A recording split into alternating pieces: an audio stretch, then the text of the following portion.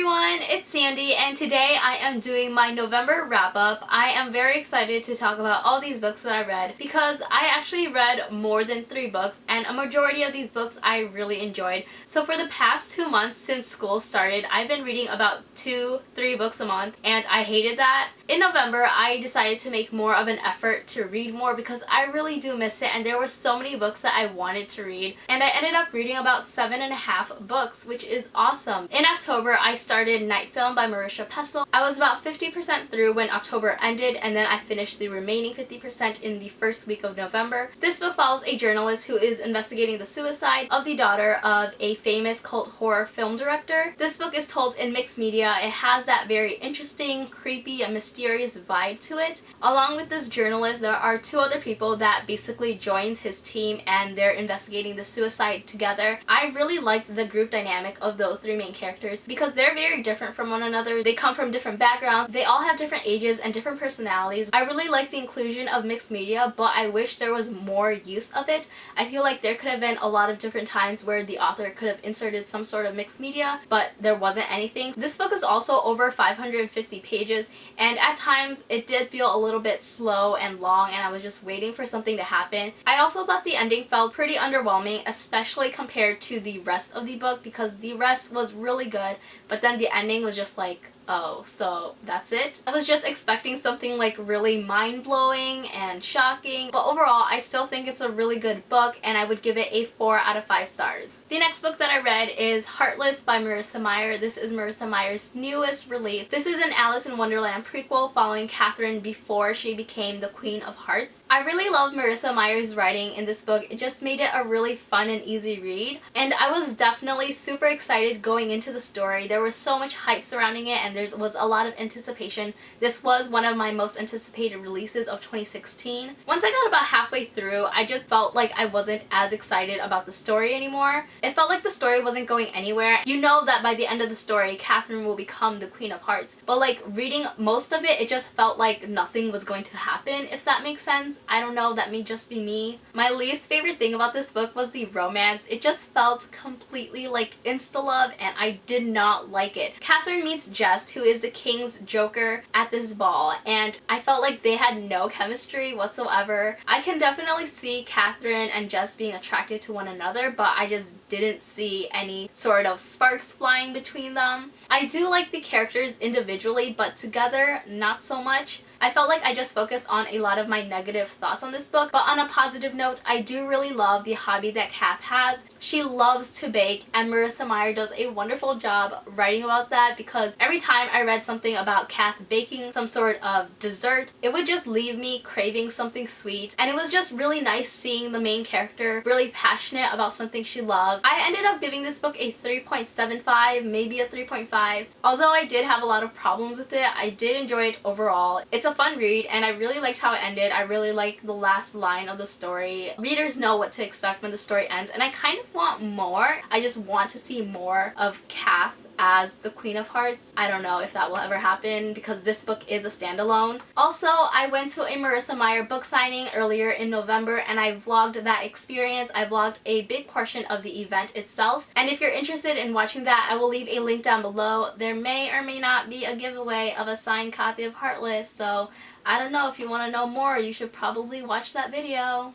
The next book that I read, I'm really excited to talk about, and it is Gemena by Amy Kaufman and Jay Kristoff. This is the second book to Illuminae. Since this is a companion book following a new group of characters, I didn't think I would enjoy this book as much as Illuminae, but I thought it was great and I really loved it. I don't know if I like Gemena more than Illuminae, probably not, but I still think it was a really great book. It basically follows our 2 main characters, Nick and Hannah. Hannah is the daughter of the captain of the spaceship, and Nick is part of a crime family. And crazy things go down in this book. Usually it takes me a while to get into a sequel, but 100 pages in this book, that might sound like a lot, but this is a huge book. Plus this book is told in mixed media, so 100 pages is literally like nothing. But 100 pages in, things were already super intense. People were already dying, and I was just like, oh my god. This book is so good, and I can't stop raving about it because I really loved it. I thought Nick and Hannah were great characters. I loved how charming Nick was, and he was very flirty with Hannah,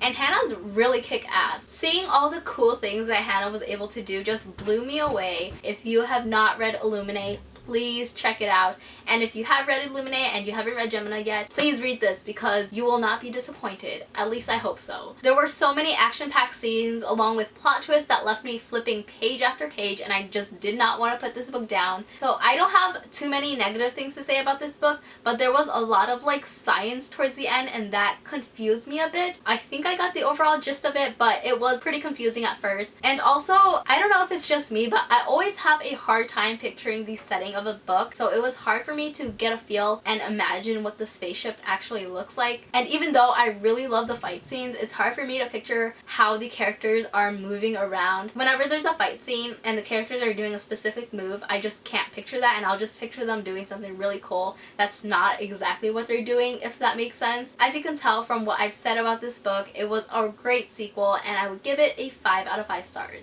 The next book that I read is Starflight by Melissa Landers, and actually read this as an audiobook. I've been listening to audiobooks in the shower this month, and it has been great. This book takes place in space, and it follows two characters who hate each other, and there are space pirates involved, and it was just a really fun read. Our main character's name is Solara, and I thought she was a really tough and determined character. I knew I was going to like her immediately after she did something to our other main character, Doran, at the beginning of the book, and I just loved their interactions throughout the story. I love seeing them work together, bantering with one another, and it was just a really enjoyable read.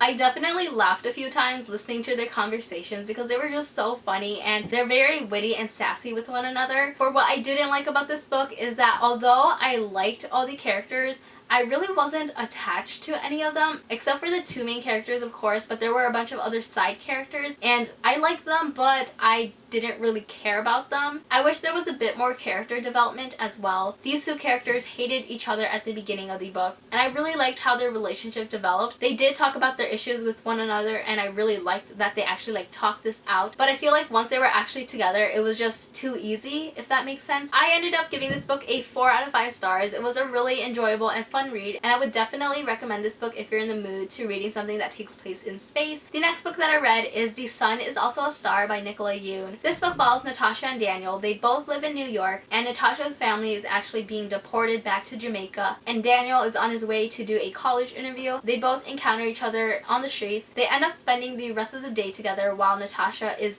trying to reverse the decision of her family being deported. This is going to be a very unpopular opinion because I ended up giving this book a 3 out of 5 stars, and I hate that I gave it a 3 out of 5 stars. I know so many people have loved this book, and I wish I had that same feeling. This book is just heavily based on romance. This book takes place in the span of 12 hours, so I felt like there was definitely a lot of insta-love, especially on Daniel's side. Most people didn't mind the insta-love, but it just didn't work out for me, and I couldn't get behind it. I just didn't feel any chemistry between Natasha and Daniel. That is like my #1 issue of this book. I don't really have any other negative things to say, so I'm going to start talking about the positives because there are a lot of that. #1, I love the diversity. Natasha and her family is from Jamaica, and Daniel's family is from Korea. I really appreciate Nicola Yoon for writing about characters from different cultures and backgrounds, along with discussing immigration and deportation, which is a topic that I haven't read about before in a YA book. Nicola Yoon's writing style is really easy and enjoyable to read. I love the way the story is told. It was mostly told in dual point of view, so Natasha and Daniel's point of view, but we also get chapters in the point of views of the people that the characters encounter throughout the book. It flowed beautifully, and I loved how one of those chapters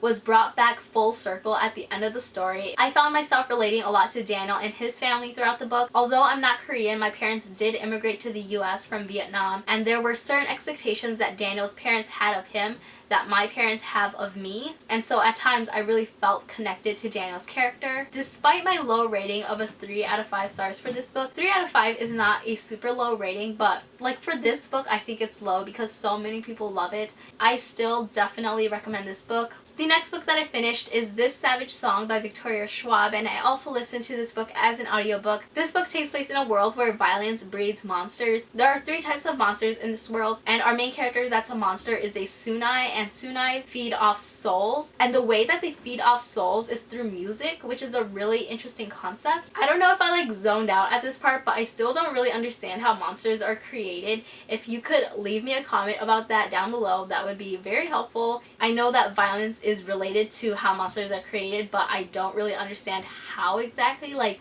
do they just appear or what? I don't know. So overall, I did enjoy this book, but it did feel slow at times, and I didn't really connect to the characters, especially Kate's character. I mean, I really liked August's character. He was like a precious baby. August is a monster, but he isn't your typical ideal monster. This book definitely makes you question and think, and I really appreciate that. And I ended up giving it a 4 out of 5 stars. The next book that I finished is Bad Blood by Jennifer Lynn Barnes. This is the 4th and final book to the Natural series. The Natural series follow a group of teenagers who have been recruited by the FBI to help solve cases. Each of them have some sort of ability that helps with the investigation process. Our main character Cassie is a natural at profiling people. There's another character who is a natural at detecting lies and telling lies. So it has to do with serial killers and solving mysteries, and it's just so good. The author never fails to surprise me at how complex her plots can be. I really enjoyed this book, but since this is the last book in the series, I felt like the ending was really rushed and it didn't give me enough closure. My camera just died, so sorry if there's like a huge angle change, but hopefully not. And additionally, I wanted to learn a little bit more about Leah's character. I feel like we still don't know too much about her background, and I kind of wanted to learn more about her. We do learn a bit more, but not as much as I wanted to. Overall, I ended up rating this book a 4 out of 5 stars. This book didn't completely satisfy what I wanted for a last book in a series. I did enjoy this book, and I'm definitely going to be missing the characters. I really hope Jennifer Lynn Barnes writes more crime-related novels. I think it would be really cool if Jennifer Lynn Barnes writes a spin-off of this book. Obviously, I don't think it'll follow the same characters, but I wouldn't mind if it followed new characters and we get to see bits of old characters as well. I think it would still be really cool. I still definitely recommend the entire series. The last book that I read is P.S. I Like You by Casey West, and I checked this out from the library as an ebook, so I don't have a physical copy with me. This book follows Lily, who one day scribbles a song lyric on the desk in her chemistry classroom, and the next day she sees that someone has continued that song lyric. So these two people start writing letters to one another. This is my first Casey West book, and I really enjoyed it. There were so many cute moments in this book that just had me gushing. There were a lot of different relationships in this book, such as Lily and her best friend, Lily and her parents, Lily and her siblings, and then Lily and her secret pen pal. I feel like we don't see enough of platonic friendships and family relationships in books, but those relationships in this book was done so well. I just really like seeing that, and obviously I really liked reading the conversations between Lily and her pen pal. Although I was spoiled on who the pen pal was, it was pretty predictable anyways. I still had a lot of fun reading this book, and now I just want to read the rest of Casey West's books. My problem with this book is that once these two characters get together, their relationship moves like really fast, and because of that, it was kind of hard for me to believe the feelings they had for each other, especially some of these stronger feelings. It was definitely really cute seeing them together. I don't want to get too detailed about that because then it'll spoil the book, but anyways, I still really liked it and I give it a 4 out of 5 stars. Those are all the books that I read in November. If you've read any of these books, let me know your thoughts in the comments below. Thank you so much for watching. I hope you enjoyed it, and I will see you next time. Bye!